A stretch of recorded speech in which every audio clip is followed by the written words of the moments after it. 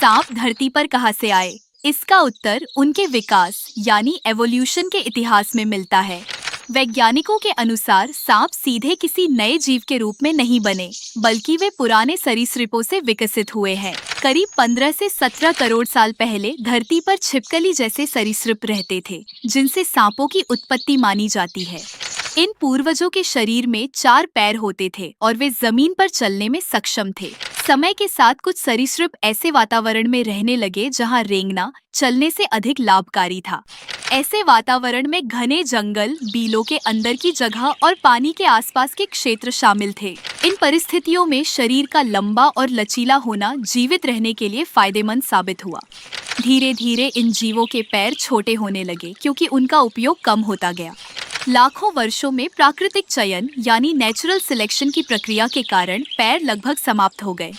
प्राकृतिक चयन का मतलब है कि वही गुण आगे बढ़ते हैं जो जीव को जीवित रहने में मदद करते हैं।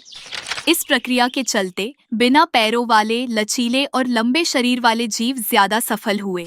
यही जीव आगे चलकर प्रारंभिक सांपों में बदल गए। कुछ जीवाश्म यानी फॉसिल्स इस बदलाव के स्पष्ट प्रमाण देते हैं। उदाहरण के लिए ऐसे जीवाश्म मिले हैं जिनमें सांप जैसा शरीर है, लेकिन छोटे छोटे पैर भी मौजूद हैं। यह दिखाता है कि सांप पूरी तरह से अचानक नहीं बने, बल्कि धीरे धीरे बदलते गए। वैज्ञानिकों ने ऐसे प्राचीन सांपों के अवशेष खोजे हैं जो जमीन के अंदर रहते थे। इससे यह संकेत मिलता है कि सांपों की उत्पत्ति संभवतः बिलों में रहने वाले सरीसृपों से हुई।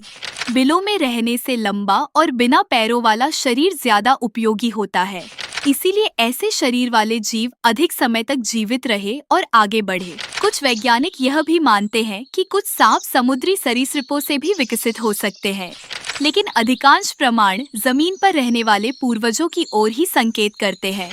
समय के साथ इन जीवों ने अपने शरीर को और अधिक लचीला और मजबूत बना लिया। उनकी रीढ़ की हड्डी में बहुत अधिक कशेरुकाएं यानी वर्टेब्रे विकसित हो गई, जिससे वे आसानी से रेंग सके। यह बदलाव उनके चलने के तरीके को पूरी तरह बदल देता है।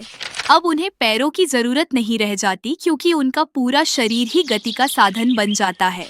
इस तरह लाखों साल के विकास ने उन्हें आज के सांप के रूप में ढाल दिया। सांपों की उत्पत्ति एक धीमी और लगातार चलने वाली प्रक्रिया का परिणाम है।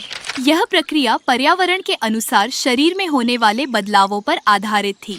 हर छोटा बदलाव आगे की पीढ़ियों में जुड़ता गया और एक नई प्रजाति का निर्माण करता गया। इसी क्रम में छिपकली जैसे पूर्वजों से आधुनिक सांपों का विकास हुआ। इसलिए सांप धरती पर अचानक प्रकट नहीं हुए, बल्कि वे पुराने सरीसृपों के विकसित रूप हैं। यही विकास की प्रक्रिया इस प्रश्न का अंतिम और वैज्ञानिक उत्तर देती है कि सांप धरती पर कहां से आए।